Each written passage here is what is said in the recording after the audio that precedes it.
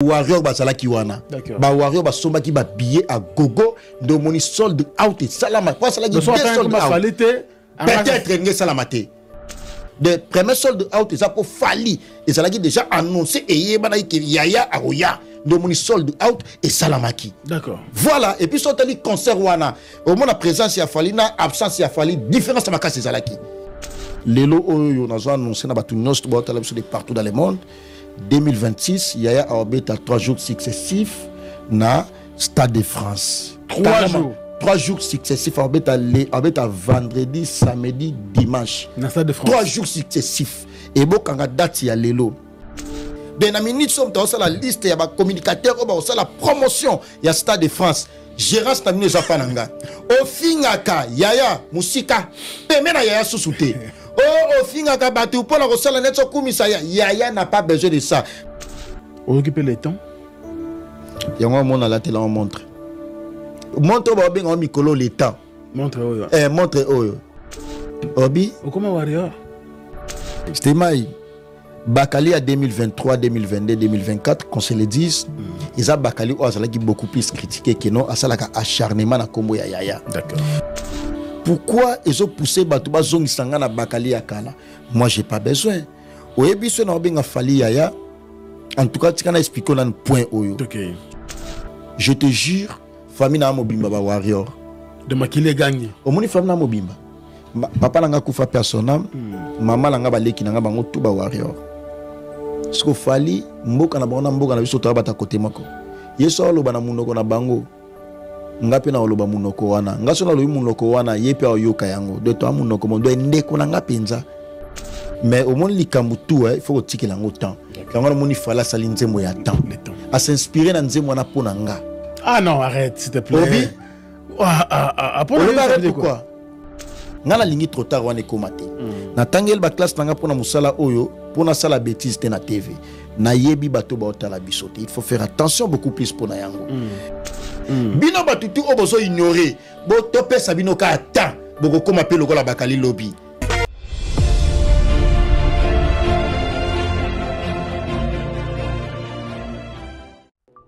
Mesdames et messieurs, bonjour et bienvenue dans votre chaîne d'actualité Étoile le Monde TV, la maison de la qualité. Alors, j'espère que vous allez bien. Moi, de ma part, ça va.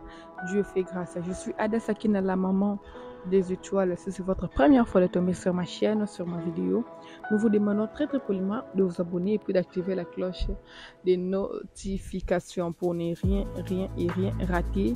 Et pendant que tout le monde poste ma vidéo, YouTube prendra son boulot de vous notifier. Alors n'hésitez surtout pas de vous abonner. Je vous laisse suivre cette vidéo. Après on se retrouve tout juste après. Elle était à retourner ça va dans la live pour la dignité image à Fali Foufa. Ceux qui vous êtes bêtes, nous qui on aime Fali, on n'est pas bêtes comme vous. Si vous êtes les moutons, on va vous montrer dans les réseaux sociaux. Ah, t'as là, bon mon kaka. Mais oui, Bakala fait parce que quand on était parti, c'est du n'importe quoi. C'est quel genre d'orchestre? C'est du n'importe quoi. Vous blaguez avec les gens ici. Les gens se mettent à insulter Bakali ici pour Fali. Hein? Les gens pleuraient quand Bakali a Yambi Konenani. Konenani. Oh, Bakata qui visa nae. Les gens ne dormaient pas. Les pages de polémique de Fali battaient pour défendre Fali. Et aujourd'hui, vous voulez oser? Vous allez voir. Vous allez voir la police. Voilà qui m'a rebelle. Nani, Yorobo, merci. Oui, vous blaguez avec les gens. C'est vrai, j'ai juste en raison. Vous blaguez avec des gens. Vous pensez que nous sommes bêtes? Donc les libres Warren qui ont défendu Fali. Donc les gens qui ont défendu Fali comme au moment où vous étiez dans le bureau, vous êtes dans Fali. Vous blaguez avec des gens quoi? On va boycotter. Ça a bloqué, Bernie, ça a bloqué. Bernie, ça a sourdine parce qu'ils ont fait un Josiane dans mes commentaires. Il y a un artiste qui a son alors, que yo mutobeti 12 so ki nina solo ba n'importe quoi wana c'est quoi comment finga yo comment finga pena GG yango moninga artiste. Oh, Bernie so finga balokela ka batu boye. A fingi na GG on a ebi. Bon la sali nino. Yango bana Abakila ne bato boye nasali nini nabeti 12 place nini. Nalobi komo ne awa. Qui demande awa. Na monite boyebisanga fo boyebisanga na koma tenga na tela te fo boyebisanga wapi. Parce que ça la demande na bloquer na demande te Na yebi ke bata fali Bernice a fingi, aye ko finga Jésus a fingi mabe on a commenté yango Alors il était maman Jenny. Bernice a Ah. on a boy nde na ba awa ma finga mabe ya pa bato panel donc yango Maman oleka na mire nanga kutobima kama be jeje na lobi te lo déjà silikelinga te na sele lo to balukira na sele nini makameza banga mususu wapi ayamba kasi wapi Bernice yo finga na sele ni je dois finga biso sele ni Bernice azawa te oh Zana bloqué ma chérie imbécile. Oh, bino vous avez bon pourquoi? Donc vous le sur les Warriors vous allez accepter que non Bakali va parler de Fally Ipupa. c'est pas bien blague avec des gens. Awa boy beza bien te. Vous blaguez avec les pages à polémique, les libres Warriors. Des gens qui ont défendu Fally ici. Bon, au bout de mon faut arrêter vos sottises à 2 balles. GG, au moins. Non, Josiane, vous avez vu que Guerre Otobuna na Makambarando, aujourd'hui, moi, je me suis racheté chez les Gaulois. Parce que j'avais compris que nos artistes congolais sont des hypocrites numéro 1. Et là, si Bakali, la live est français, comme ça les Ivoiriens vont comprendre, ils vont s'en mêler de ça. Les Camerounais vont s'en mêler. Parce que nos clashs, nos sorties, ça reste entre nous les Congolais. Je ne peux pas accepter. C'est inacceptable. Là, moi, je me suis fait insulter, faire lapider ici. Parce que personne ne m'avait envoyé, j'avais défendu Fally parce qu'il y en avait de trop. Il y a eu des gens qui ont ouvert des pages polémiques. Parce que presque toutes les pages polémiques c'est des Gaulois. Aujourd'hui, je me suis racheté chez les Gaulois parce que j'avais vu venir. J'avais vu venir. Aujourd'hui, même Jaël Chaud, il se fait passer pour une mauvaise personne. Alors que c'est les gens qui étaient avec même les personnes qui traînaient avec les entourages de Fally Ipupa, qui parlaient avec Sarah. Et Sarah n'arrêtait pas d'harceler Jaël. On a tous vu ici là. Arrêtez votre hypocrisie. On connaît tous les artistes congolais, vous êtes des hypocrites. Mais bon, ça l'a rendu Hermoko bien. Faisez ça bien. Oh, c'est quoi? Je me suis racheté auprès des Gaulois. Je me suis excusé parce que j'avais vu venir. On ne nous prend pas en sérieux, on ne nous considère pas. On considère les gens qui ne vaut rien parce qu'ils pensent qu'eux, ils sont mieux que nous. Mais personne n'est mieux que personne ici. Moi, j'ai bâti mon empire aussi sur les réseaux sociaux. Je me suis fait insulter. Il y a des pages, les libres, c'est des pages qui sont sorties aujourd'hui parce qu'ils ont vu comment on lapidait Fally ici sur les réseaux sociaux. Vous dites que non, ça touche l'artiste. Oui. Sinon, quand ça va répondre à la mimboa qu'elle a été, quand ça va ça touche. On s'est mis debout, nous les Warriors, on s'est levé pour défendre notre artiste. Aujourd'hui, vous voulez passer Bakali, elle va parler de Yaya, oui, parce qu'il a déjà parlé avec un membre de Fally. C'est là où je vais finir au Bimisaki Toro na Bino Libanda. On n'est pas des enfants ici. Voilà. Vous-même, vous avez dit que non, Fally, il a besoin de personne pour ma promotion. Fally, ça posé à batouté. Donc, on va faire ça comme ça. Mais ça a besoin de batouté, mais ça a besoin, il y a bon, on a besoin de promotion. Donc, bon, il pour la promotion, et ça, carrément, tout le monde en a besoin. On a besoin. N'a pas bon, j'ai personne, on a bon, on nous embauche pas pour insulter. On insulte parce que quand on insulte notre artiste, on doit aussi insulter. C'est comme ça, je fais ça pour l'amour de l'artiste. Donc quand on fait ça pour l'amour de l'artiste, il faut protéger tes fans. Oui. Ce que Bakali a fait sur Fally sur les réseaux sociaux, c'est la même chose que Sarah a fait aujourd'hui. Les gens, moi ce que je déteste, j'aime pas les lâches. Voilà. J'aime pas les lâches. La manière dont Sarah a traité Fally aujourd'hui, les gens qui parlent avec Fally parlent avec Sarah, même au téléphone. C'est de la lâcheté. C'est de la lâcheté. D'ailleurs, tu demandes pardon auprès de Warrior. Tu reconnais le mal que tu as fait. D'accord? Oui. Voilà, moi j'ai demandé pardon, j'ai reconnu le mal que j'ai fait. J'ai dit pardonnez-moi les Gaulois, pardonnez-moi Papa Hervé.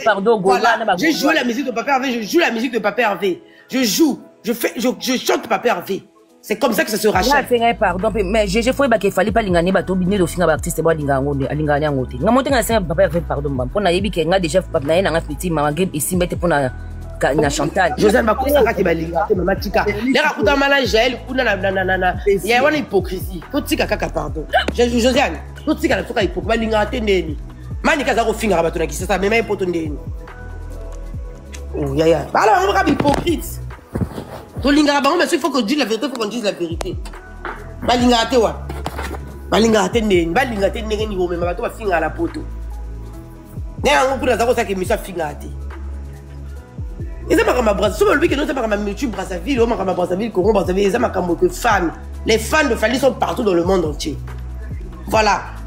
Aujourd'hui, tu vas au Cameroun, les gens jouent Fally. Tu vas au Togo, les gens jouent Fally. Voilà. Donc, si aujourd'hui, Bakali veut s'intégrer, il doit s'excuser auprès de Wario parce qu'il a blessé des Warriors. Il va te racheter, il va te demander pardon à tous les artistes qu'il a blessés. Balembi héritier. Balembi Goga. Oboni Boyko. Toi, l'arbet, on n'est pas des larbets. On est des êtres humains, on est des fans de Fally Poupa. Voilà, vous avez fait ça, Sarah Tola pareil. Pourquoi l'air Karine a sauvé Fally? Na Makabaniki Menga. Pourquoi Baboya Raf Karine? Pourquoi? Baboya Karine parce que Karine a apparemment plus loin, hein? Très très loin. Karine a sa finga Fally, Makabo Sarah Sala Fally. Les arabes polémiques musicales. Karine n'a pas loin, il y a Sarah qui est Karine est allée à clash. Il y a Sarah qui n'a pas. Il y a Sarah qui n'a pas le tif à la maison. On l'a tatouage à moi, on est dans le beau. Quand tu causes bien à la Bandumba, Brazzaville, au fondé ma cambo. Au fondé ma cambo, au fondé à Tifama sur Nana Ketchup. Mais vous prenez les gens pour des bêtes ou quoi? Est-ce que tu as live wana? Eh! Il y a harcèlement. Il y a des gens qui parlent avec Sarah Tola. Moi, Josiane, si je suis avec toi, Josiane, mon tassalo m'a payé. L'ami de mon ennemi est de mon ennemi. Ça ne discute pas. Maman passe à wana. Maman passe à finga de Tchaoloka. Baron badana bana problème na aura la baronne. Ya non le mfute nani. Pourquoi ba boyaka? Parce que ba talara que non. Ndenge Karina Kenda na fali na ndenge ba polémique et simbate. Siko Sarah Zanani. O bakala sala son papa plan. Azo seka bazo critiquer mais fort à Fally. Vous savez les fous que Fally il passe le temps dans son studio à composer sa musique. Pour un bête moto la bakala qu'on critiquait mais fort à moto. Vous savez comment ça touchait au Wario? Nakatiote. Obi au premier baso bakali pour la promotion et bâti les promotions Richard Salini. À sa promotion na sali. Il y a beau sa promotion.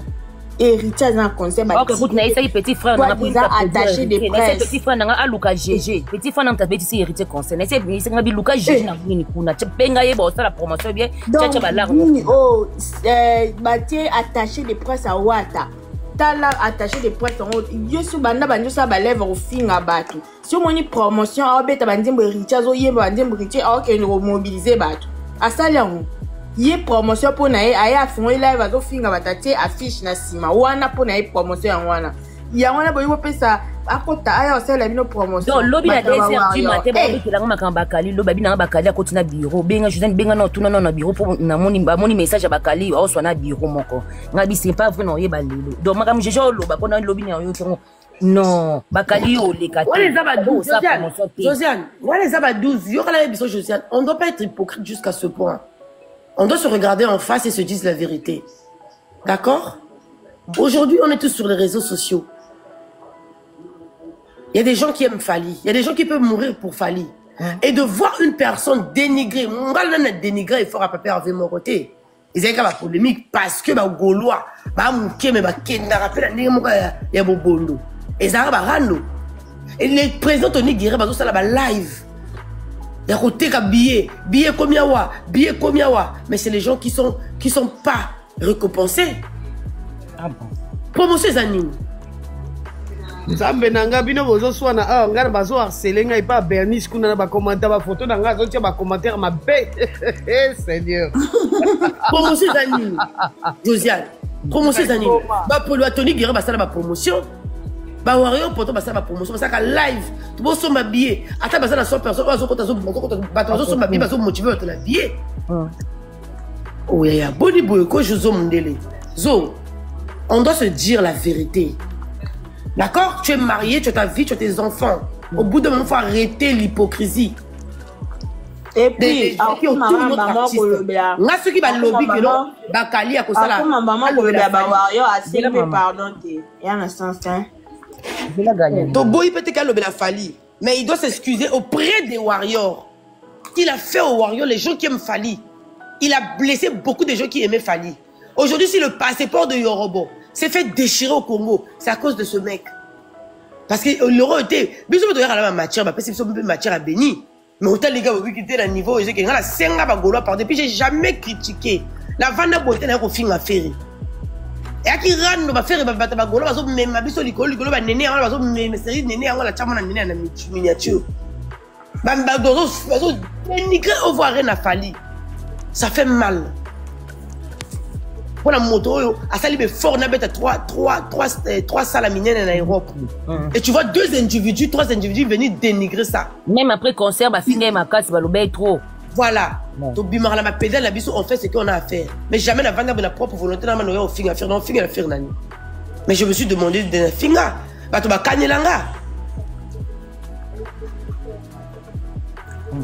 Bakali, aïe, quand on a Fali. Mais il va demander des excuses. Et puis, il faut que tu aies solo. Toi, tu vas ça la paix. Directeur Fabima, on veut pas, on n'a pas embauché quelqu'un dans Bimaka, Chris Njora, alors que ça l'a gâté. Pourquoi hypocrisie? Donc, c'est mon hypocrisie, ma casse, c'est bon. Le man Chris Njora, on aime pour le bango, Chris Njora, le baqueté de embaucher ma qualité et tout et tout. Toujours zéla bango. Voilà. Toujours zéla bango, le bateau embauché, mon côté, il n'y a personne. Papa ni ni c'est que va se faire la bande de bacala ça une émission bon. C'est quoi cette manipulation? Maman la question de bacali peut-être ça a besoin de racheter pembe na ba warrior. Ah, c'est là pardon. Avant ça l'émission, Josiane, attends pour racheter bâti que les exemples bâti que les wata. Ah bah bien attaché des presses à wata yim toi s'occuper na maramba bateta promotion. Promotion wata et que wapi. Ya. Si vous pouvez bacalé, vous pouvez avoir un pour bakisa nini. Ndeti ngana isa bino vete. So na boye ko sala promotion wa tezaka pona kuta nini kuta falia. Pour les warriors, on a boye ko sa mais normalement na bike zile kina mtandao ayisenga bi ya benga bango ba jije ngabi pesa ndembongo. So pia ngana luki ba chroniquer ba pesa ba singa ngashi ku lebani. Na bike jije o singa ngandi ko singa ba pina bango. Mais oui, pona bike jije mutu ngana ko jije bon, yona za famille, jota sans mélange. Benga suma karina ta mutu boye boye ko na bike famille ke bongo wata pe do abi do yebi famille. Donc tu as choisi. Mais Nathalie ka pota famille no so ba pesa kakata na police. Basola na Karine ngaba do convoquer batata albibo luka. Abeji concert. Les 25 yo. Les 25 ou les 24 yo. Les 24 yo bana concert. Ba billet te kamité GG. Ba suma billet ko. Na mawa. Na oki. Ba ki ba pesi Lili wa beloti. Eh na bata Lili wa belanga Limbu. Lilimbu. Lo Lilimbu. Bino sakana te. Bo sarna na promotion hein talent. Au moins, on a des premières fois là. Aux hommes, on a un concert à faire les 7. On a un bête, on a tout les 7 dans concert à faire. Pour la Ozala. Na bonus de na papa avec. Do bonus na papa avec. Ce que na benga ede dango abana tout chana si na benga 5 de apart de ya dada. Ya dada. Mon vie.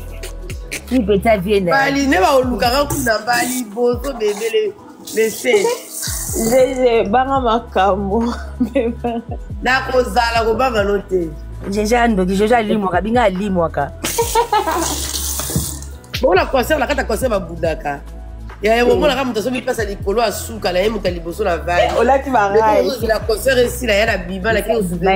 La ki déjà barbecue à Karine pour la ngwa usimba. Barbecue ça les 8 et les 8 voilà.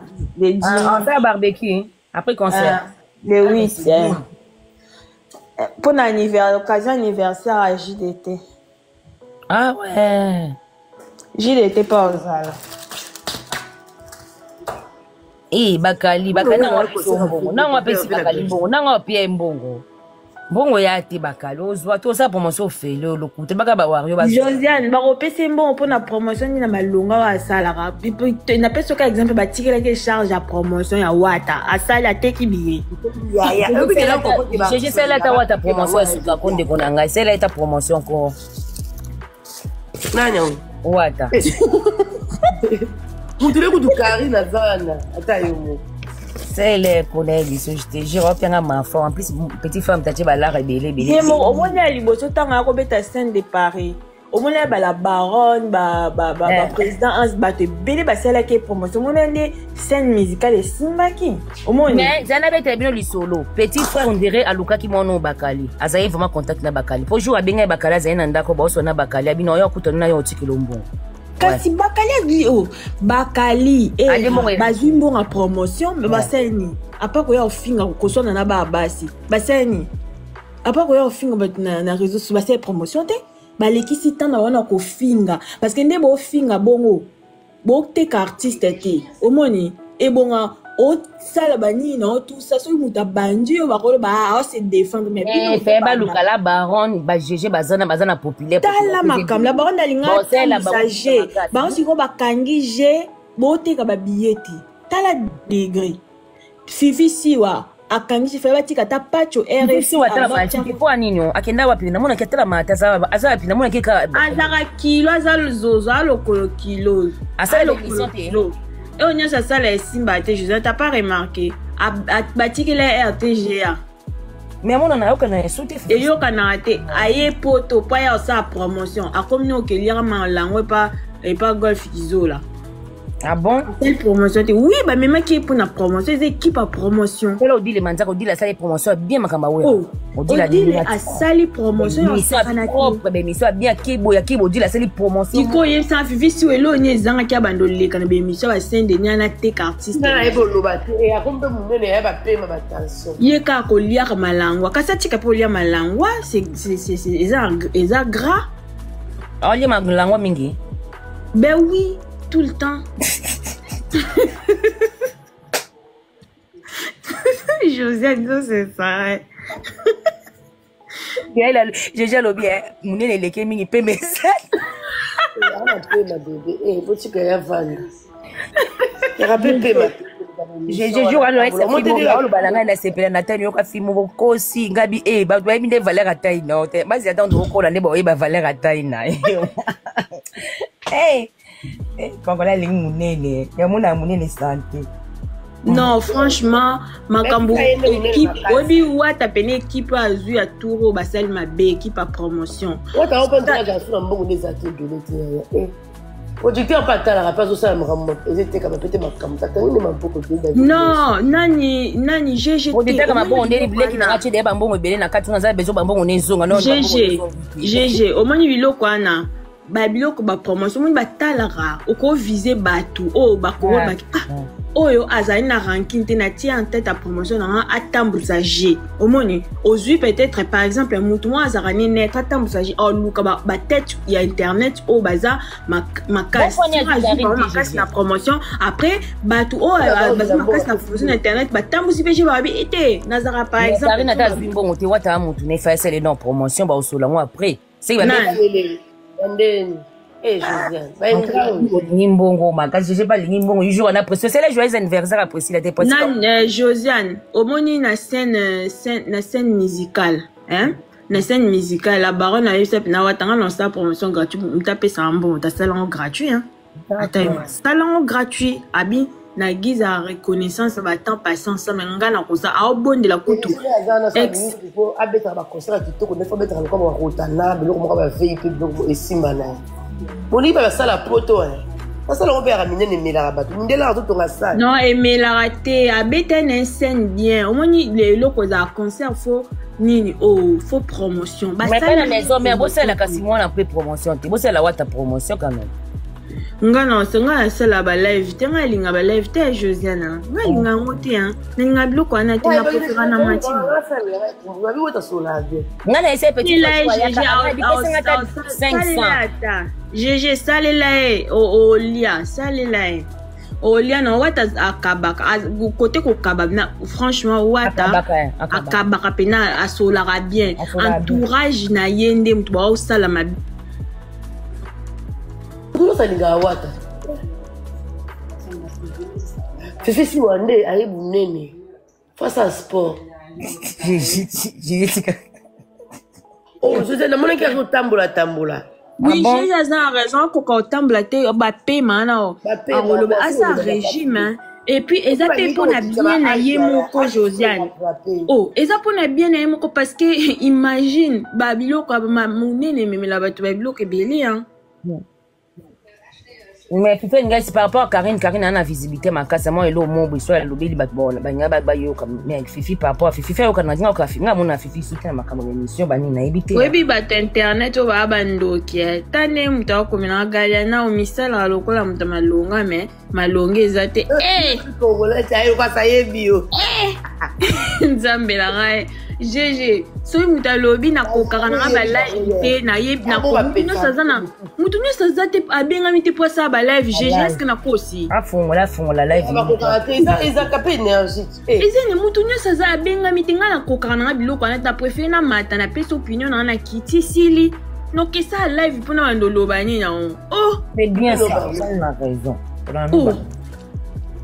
Josiane siko so biso nyo to komo sa ba live bana na ba nolanda siko yebsa beti jeje bat balana ke belebe on muyona no ibati na ndoka sa TikTok ezaki bon te bien supoza ka ba live osaba okay za bon okay za ba pe ba sa ba ouais biso nyo so to komo sa ba live biso nyo so to kombe bata ya ba matala na siko bana ba ndolanda banani te mo na mtu so epesa mila to sa ba live ko ndeti ngana na yebi e bande biso ba to ba na bango na bopete nyonso to combien de fois ba proposer ngai na boya na ngai combien de fois ba proposer ngai na boya na ngai ko tsa ba commentaire na émission ba moni bakali kwa ka bopete ba wayo minga monaki rande mutachaki nani atiki fali era pa azongi pe maman warrior na yebi bon mon été et razoni joue na musique a fali na yoka ki yango oyoka ngo zani wayo bon afia moi bunga poani 12 nde ba beta ki na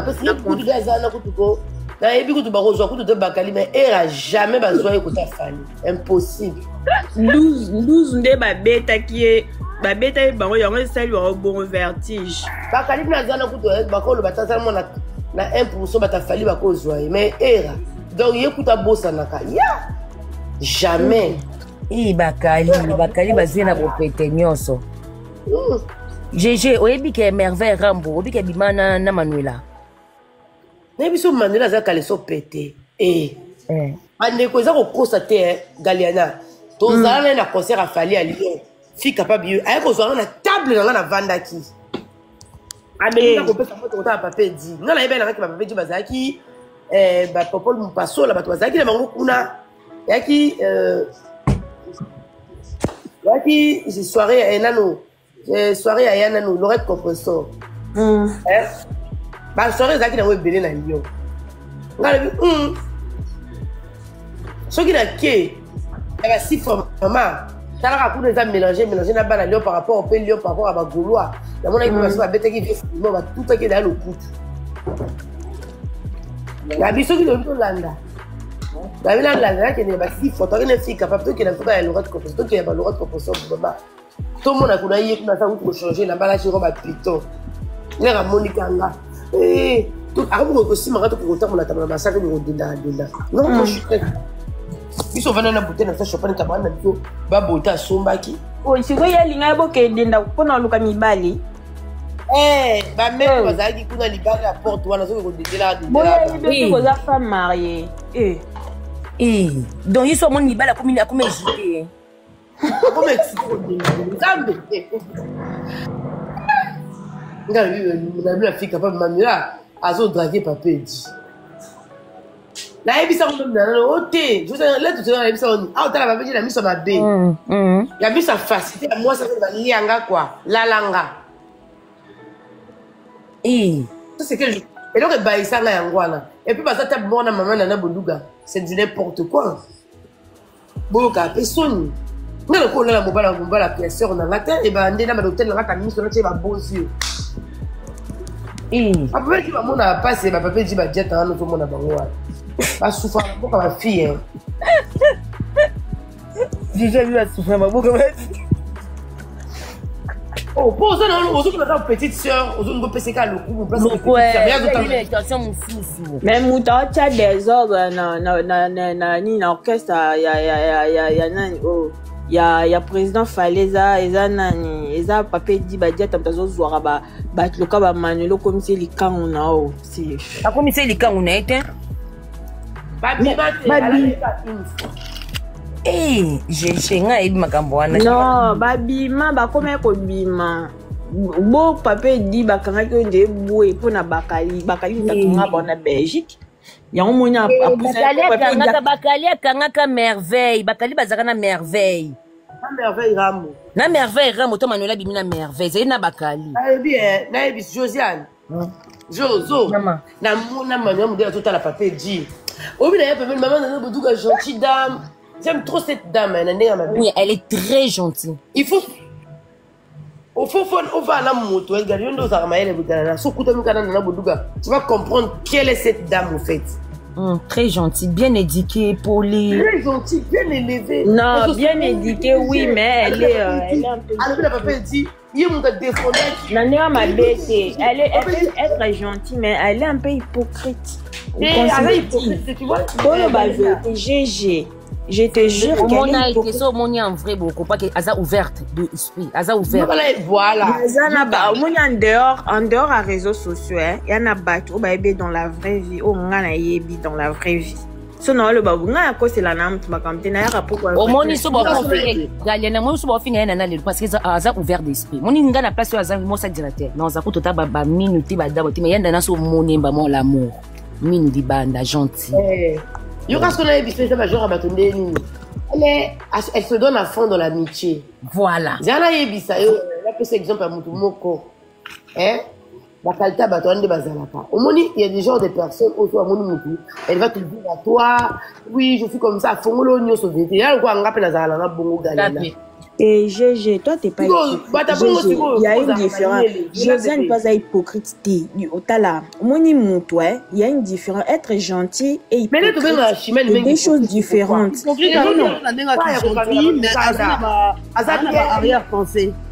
Hypocrite, ailleurs quand on est gentil, mais on a rien. Voilà. Non, le banon, GG, toi t'es pas hypocrite parce que si tu vois un truc au barana ouvertement, Josiane peut pareil. T'es pas hypocrite. Il y a des gens, même là-bas, la baronne pas hypocrite le barana yé. Sur le kamba CP dans le lobby, il y a un pela. Bata bongo, c'est des gens vrais. Azan est loco ta bombe là, ce qui non. Il y a biso là, mais Galiana, est-ce que yo on dit ma que yo ça vraiment mon ça directeur et bela ba fiba kapano so no ka gentil na bango lobe balukulu. C'est quoi Azan très très gentil. J'ai déjà constaté. Azan ouverte mon le loco tu na kambo nyon so bo. Yo kala le bano Galiana faire comprendre yo Galiana. Galiana, omoni nana boduga hypocrite des amonto Azan yo et elle est des erreurs pensées à ma bé envers yo. Azo va non parfois je vois photo à bomba. Pour éviter que mon coloque bébé a oublié ça c'est de l'hypocrisie. Il Azo va dans la yo et na plusieurs phases, na plusieurs élongi. Mais nana boduga pardon na fingi tenga la fingi mutu te na loba boni boyeko nana boduga te to loba ti ko ngana bijeje nga fingi mutu ko la na ba commentaire. Oh, les gens, calmez-vous, apaisez-vous. Bon, dis ma ba critique, c'est normal. Loba non GG. Nana Boduga, c'est le genre de femme oyo. Elle est ouverte. En fait, elle se, elle est alors quoi, je le chimène mais. Vous comprenez? Pourquoi on traite chimène d'hypocrisie? Pourquoi? Genre abato même ça mon problème. Elle va se prendre sur elle en non. Na garda on pour na moko na ko bango sima. Ton avant d'aka kimi c'est le côté gelika. Alors que quand tu vois quelque chose faut parler. Des fois il des gens qui n'aiment pas affronter la vérité, la réalité au fait. Affrontement ba tout ça ba ko karaté. A mon ni likamo beza mabe mais pourquoi lo beza mabe a ko lo baté. Mais moi j'ai vu dans la Boduga une seule fois. A moninga yaminga lo ko ayebinga. Oh GG, oh GG, elle était très heureuse, très contente. Mais batabongo, sikoyo, photo lo bakana batabongo, et on va couper toujours quand on bata mabe. Mabe, bakuta ba problème toi. Quand tu es comme ça, il faut éviter d'être ouverte avec tout le monde parce que tu sais que non, l'amitié avec une personne vraie, ça se mérite. Ça se mérite. Il y a un moment où on a la maman dans Boduga vérité que non. Tu ne pourrais pas donner confiance à Jaël. Oyeba qui est wapi, Bomona est wapi. Tu l'as fréquenté où? Pour la couper, ça a une valeur wana. Na Jaël na Manuela pareil les deux. Voilà. Non. Non, non, benga Manuela, non. Parfois, ça va benga solo dans la boulot pour la benga. Parce que moi, je registre pas les gens. Oh, mana, lobby, on va inviter Manuela. Pour ça, la beauté, Vanda Kimia, calme-toi. Parce que je sais comment l'orchestre la marche. Changer image. Non, Manuela, ça en a ébi. Manuela, il faut la mbanga, il est bon, qui zène, ils vont à côté de l'école Hollande. À côté de l'école Hollande. Moi, ça connaît l'école Hollande, on a ma valeur, à beaucoup de la 5 de la catastrophe.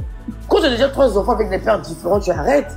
Pour nous, comme on va la faire, ou attends la confiance pour botter le reste à ban. C'est du n'importe quoi. Attends, tout ça, ma barame. Nana, Naloba, même la maman, maman la biso au Canada. Nana, Bodou, à Rokosola, qui dit qu'il n'a pas tout. Faut voir d'abord la classe. Regarde d'abord la personne qui est en face de toi. Est-ce qu'elle a étudié? Est-ce qu'elle connaît les bases de l'amitié, les valeurs? Est-ce qu'elle est bien? Nous t'avons dans ma tête. Comment on s'arrête ma tête? Parfois, on qui sait sous ma tête. Oui, mais Manuela, mais je au la tête commune, mon quoi bien. Mais je savais rien dire. Ça veut rien dire mais commune, ça veut rien dire. Voilà, exactement, l'éducation, c'est pas le quartier ni la commune. Daliana, quartier, ça va tôt. La scolarisation. Exactement, c'est pour ça en fait. Parents, oui. Et ça insulte. On connaît tous. Il y a des quartiers au moins en face à la 5 km à pied ou 2 km avec l'école le plus proche. Et ça, la quartier, sous ton de scolarité, c'est moins élevé que parfois moi, dans la ligne, voilà. Ton commune à qui? Parce que les anciennes quartiers, au bas école, bah, ton avant.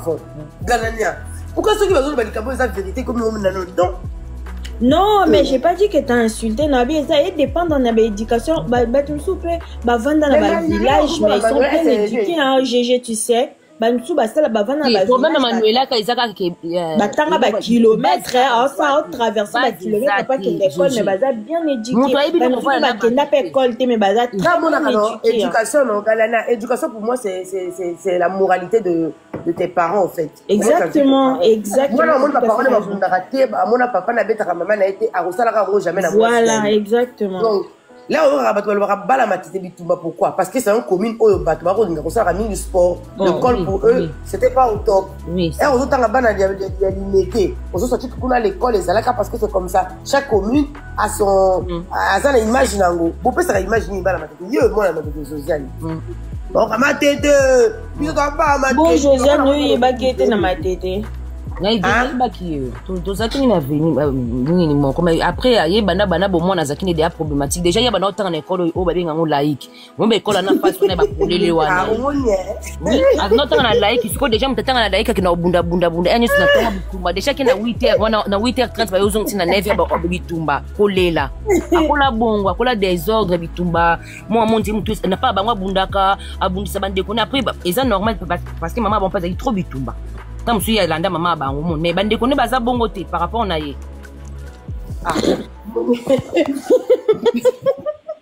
j'ai déjà d'ailleurs abimi na 8e classe à côté 9h de ba otike kuna olela bakati ka bitu na école akona ne bongo problématique moi nango après tant aye awa papa bango monga ko mobimane maman bango azati muto yi sanga ki préférer papa bango ki maman bango abi le maman bango akufa yo ka ma passe que papa on soit président alongoli moitié vie na ye GG, oyebi na internet maman bango za kin moi liboso pa yeka poto na avion ye bande konyo surtout ba ina ndingi na bona nzela mai ba cascade bi ba bengi so nzela mai banda ya poto muto liboso na famille abengi si mutu ta aider mutu ta lipate donc ne ba bengi sa bande ko na bango bande ko ba benga ki sangsa mbongo mona bandolo bebele nana ngana mbongo tuma kama mimba voyage talingate soki ndeko na monda kati mai ba bengi kuna o santo sangsa mo desa do tinda wana kocha omona benga o ba 5 autres Christian ba 5 à 3 ça faut de sangsa na famille yana nyo ko te je la ko table mais na logique des choses moi na moi c'est liboso tango yaki yo nem tu faut guide la famille. Moi liboso za guide la famille yo mwana liboso chema kona poto mama na ngati mama bango boti bana ba ebele baleke ebele tambu sa famille bobo za la o sambu si famille na image moko boye o créer ba problème partout j'ai le na zana bino pour boye bingai bo comprendre nga mais muto linga moi si wana ti muto monyo sa boye alingi na yé tu te rends compte C'est question de ça, ma belle, de ça, va rendre. Mais pourquoi on pose au tel on a 4 nangai? Mais mon nom, c'est au tel, on moi, qui. Obi, ça. Moi, mbalo a coach à poigne, à refinga, on a l'ingakete. Nango. Moi, mbalo a zokoma. Super. Combien d'années? Combien d'années, j'ai lobby? On a choupette ailleurs. Ah, choupette. Choupette, wapi yena bloqué. De là, on a bloqué. Bloqué, wapi tout fino ni amali soko miyoyi. On a bloqué ça. Rwandaise, c'était long, le quoi, rwandaise, ce qui rwandaise, moitié. Ba filtre, on a tiaka, sia. Ba filtre, ba monstre, wana ndoki, wana mutu ça la qui bien te, wana nfuni. Aye pe okomate, o moni ende. Tika pété, aye après ba commande ba live ni so tika pété. Ya solo. Eh, obi jour sous asa nere ata Cindy Dema n'est pas Karine. Eh, amata na faux compte. Na compte n'était pas bien mouton, mais ba bloqué déjà. Amati ko na faux compte. Eh, to rara. Ngana lina ne ba pou. Ya solo. Ne ba pou, ça que ba fana. Yoga. Baba na bisi, baba